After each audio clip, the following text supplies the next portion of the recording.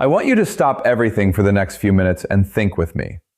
6 months ago, I told you if America attacks Iran, this will not be like Venezuela. Many of you pushed back. You said the United States has F-35s, carrier groups, and precision munitions. Iran is broke, sanctioned for decades. It would be over in weeks. Today is July 12, 2026. The United States has just finished its third round of major airstrikes on Iran. Over 300 targets hit since the conflict began. This is no limited operation. This is a sustained campaign. And Iran's response? They have closed the Strait of Hormuz, not as a threat, but officially until further notice. At the same time, Iranian missiles and drones are striking U.S. bases across 5 countries: Oman, Qatar, Jordan, Kuwait, and Bahrain. Then this morning, Brigadier General Akraminia stepped in front of the cameras and delivered one short, chilling sentence that most outlets barely covered. The Army's target bank has been updated and has the necessary readiness for all scenarios. Let that sink in. Today, I'm going to show you why America walked into this conflict with the wrong mental model, and why Iran has been executing a 47-year plan that Washington never truly prepared for. My thesis is simple. Tactically, America is inflicting damage. Strategically, Iran is winning. And the evidence is hiding in plain sight. Let's go back to January 2026. The Trump administration pulled off a swift, textbook regime change in Venezuela. Maduro gone in 48 hours. No major war, no endless quagmire. Washington was riding high. Naturally, the thinking became, if we could do it to Venezuela, why not Iran? That was the fatal assumption. Venezuela was a petrostate. Its survival depended on oil revenue. Cut the money, the military stops getting paid. Loyalty collapses, the regime falls. Simple mechanics. Iran is not a petrostate. Iran is a civilization state.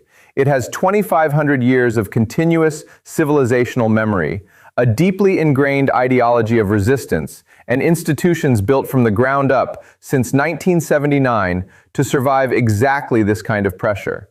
For 47 years, Iran has been preparing massive underground tunnel networks, dispersed weapons caches, a web of battle-hardened proxies across Lebanon, Syria, Iraq, Yemen, and Gaza, and low-cost drone swarms designed to overwhelm expensive American defenses. They've been running this scenario in their war games for nearly 5 decades. Now, the simulation is reality. Both sides are playing a fight and negotiate strategy, fighting on the battlefield while keeping diplomatic channels open. Vietnam did it masterfully against America. Iran has been perfecting it for 47 years. But here's what most analysts miss. Iran is running a sophisticated good cop, bad cop routine at the state level. Foreign Minister Arachi plays the good cop, offering talks frameworks and security guarantees. The IRGC plays the bad cop, firing missiles, enforcing the Hormuz closure, and talking revenge. This is not chaos. This is coordinated. It creates maximum confusion in Washington. American diplomats don't know who actually speaks for Iran. Every bomb dropped strengthens the hardliners' argument. Every conciliatory signal from Arachi makes U.S. strikes look counterproductive. Meanwhile, the Speaker of Iran's parliament, Ghalibaf, posted the era of one-sided deals is over. Keep your word or pay the price. That is not the language of a collapsing regime. Now let's talk about the most important signal almost everyone is sleeping on: the updated target bank. In military terms, a target bank is not vague rhetoric. It's a precise, pre-planned database, coordinates locked weapons, assigned attack sequences, rehearsed. When Iran says it's updated for all scenarios, they're telling Washington, Tel Aviv, and the Gulf states, more airstrikes, we have a plan. Blockade, we have a plan. Ground invasion, we have a plan. Israel joins fully, we have a plan. They've been watching every U.S. move and adjusting in real time. And then there's the Strait of Hormuz. Iran isn't just closing it, they're attempting something unprecedented. A permission and payment scheme enforced by force. Want your tanker through? Request permission and pay. 20% of the world's oil supply is now under Iranian leverage. This isn't desperation. This is an attempt to permanently rewrite the rules in the Persian Gulf. Yes, America is winning the tactical battle. More bombs, more targets destroyed. But history is full of powers that won every battle and still lost the war. Vietnam, Afghanistan.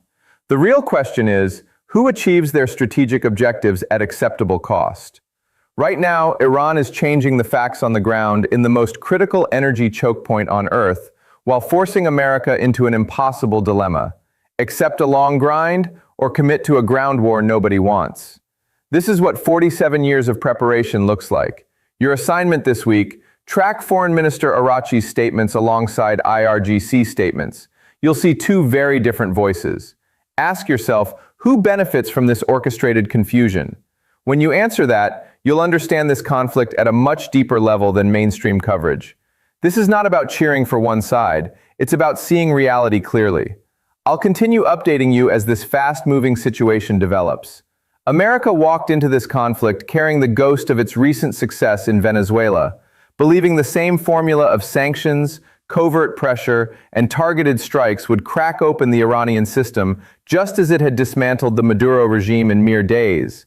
Yet what they encountered was something far more resilient, a civilization state forged in the fires of revolution and tempered by nearly half a century of anticipating exactly this confrontation since the fateful year of 1979, when the Islamic Republic first declared its independence from American influence. For 47 long years, Iranian strategists have burrowed deep into the mountains and deserts, constructing vast underground networks capable of shielding command centers, missile launchers, and drone factories from even the most advanced American bunker busters, while simultaneously cultivating a sprawling network of proxy forces that now stretch like a ring of fire across the region, ready to ignite at a moment's notice, turning any direct assault into a multi-front nightmare that no amount of precision munitions can fully extinguish. This is not the behavior of a desperate regime on the brink, but the calculated posture of a nation that has internalized the lessons of survival,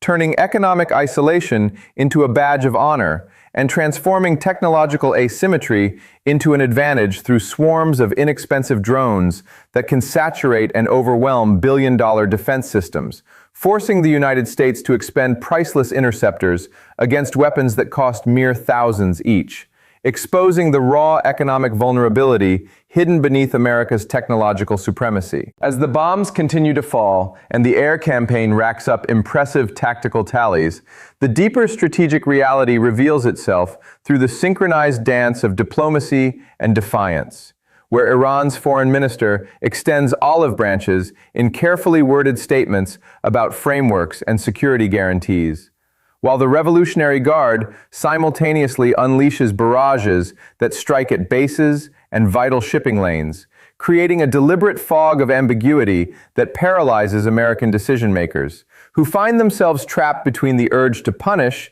and the necessity to negotiate, unable to fully commit to either path without undermining the other.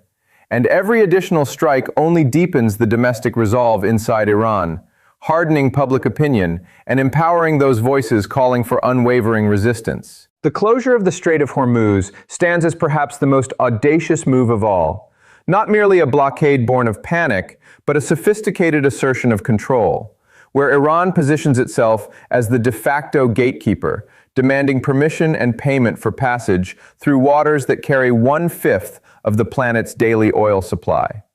An unprecedented maneuver that seeks to fundamentally redraw the geopolitical map of the Persian Gulf, transforming a long-standing vulnerability into a position of leverage that cannot be undone.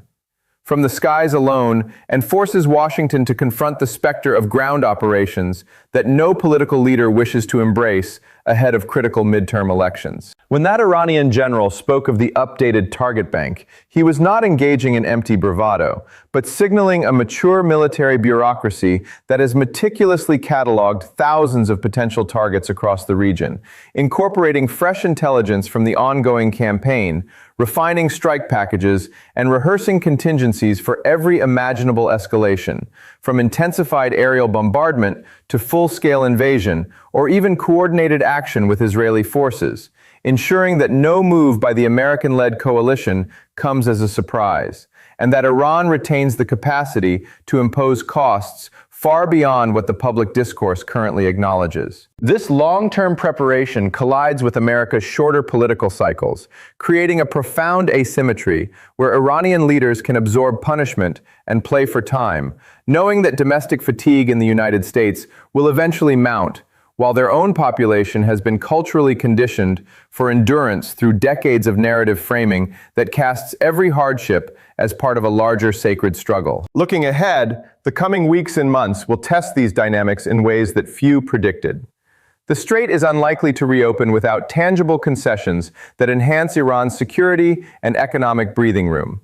The alliance between Washington and Tel Aviv will show increasing signs of strain as differing endgames collide, one seeking decisive elimination of threats, and the other pursuing a marketable political victory. And the question of deeper military commitment, especially ground forces, will loom larger, though probably held in check until after the electoral calendar allows for greater maneuvering. Watch closely the contrasting public messages emerging from Iranian civilian diplomats and military commanders, for they reveal not disarray, but a sophisticated strategy designed to keep adversaries off balance and uncertain about the true center of power in Tehran. In the end, this conflict underscores a timeless lesson that military superiority on the battlefield does not automatically translate into strategic triumph when the adversary possesses deeper historical preparation, greater societal cohesion, and the willingness to reshape reality through sustained asymmetric pressure, rather than seeking quick, decisive victories on terms favorable to the stronger conventional force. And as events continue to unfold, it becomes ever clearer that the real battle is not merely over targets destroyed, but over who can endure longer and impose a new equilibrium in one of the world's most vital regions. A contest where Iran's 47-year plan has positioned it with advantages that America, despite its firepower, is only now beginning to fully appreciate. This is Professor Jiang Xueqin signing off for now. Stay vigilant. The story is far from over, and I will return with fresh analysis as the situation evolves. The predictions I have laid out are not speculative guesses, but flow directly from the structural realities we have examined.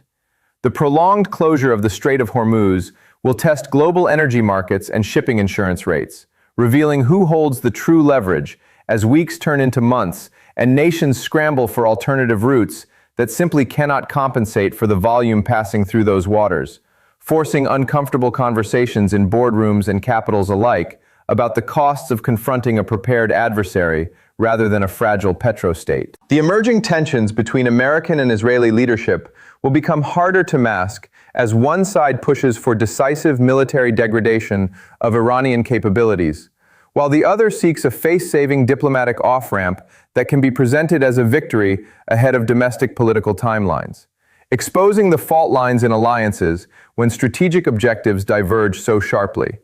And Iranian diplomats will be quick to exploit any visible daylight between Washington and Tel Aviv to widen their own maneuvering space. The question of American ground troops will hover like a shadow over the entire conflict, gaining urgency if the air campaign fails to reopen the strait or halt Iranian proxy actions.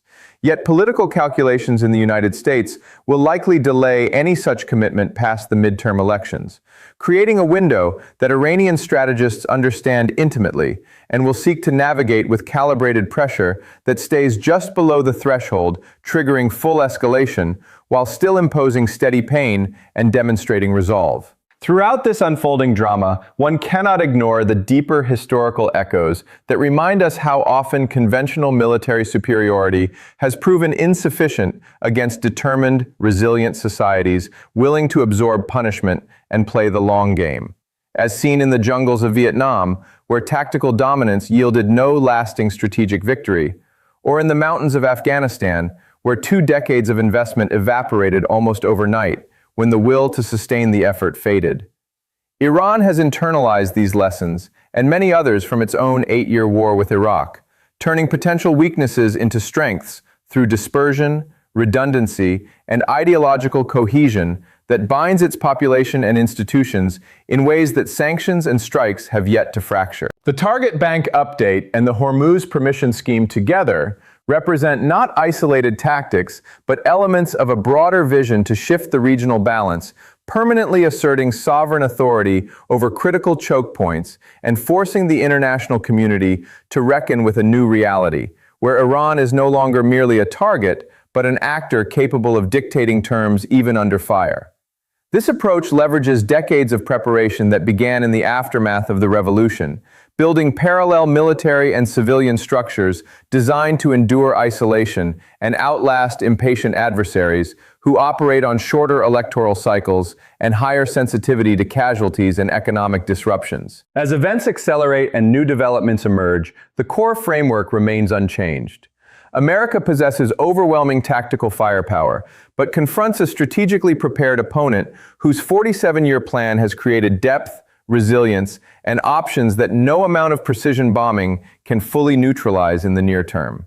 The coming period will be defined by endurance, patience, and the ability to shape narratives both at home and abroad, where Iran's dual track of defiance and diplomacy keeps opponents guessing and domestic audiences mobilized, while American leaders must balance military pressure with the political necessity of delivering results that justify the costs to their own public. Watch not only the explosions and strike counts, but the quieter indicators, the diplomatic language, the economic ripples through oil markets, the cohesion or fractures within coalitions, and the steady calibration of Iranian responses. For these will tell the fuller story of who is truly adapting and advancing their long-term objectives.